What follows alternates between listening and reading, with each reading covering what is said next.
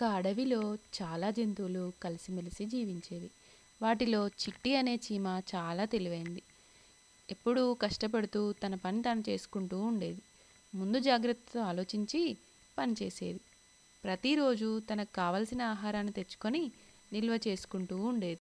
అడవిలోని ఇతర జంతువులు మాత్రం ఆడుతూ సమయం గడిపేవి. అక్కడ ఉన్న మిగతా జంతువులన్నింటికీ చిట్టి ఇలా చెప్తూ ఉండేది. ఇప్పుడు వేసవి కాలం, పని చేసుకోవడానికి మంచి సమయం. వర్షాకాలం వస్తే బయటికి వెళ్ళలేం. కానీ వారెవ్వరూ చిట్టి మాట వినలేదు. నవ్వుకున్నారు. కొద్ది రోజుల తర్వాత వర్షాకాలం వచ్చింది. జంతువులన్నింటికీ ఆహారం దొరకలేదు. అందరూ చిట్టిని వెతుక్కుంటూ వచ్చారు.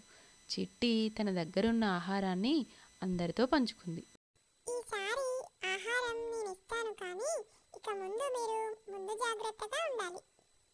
సరే అన్నాయి మిగతా జంతువులు. ముందు ఆలోచించి పనిచేస్తే మంచి జరుగుతుంది.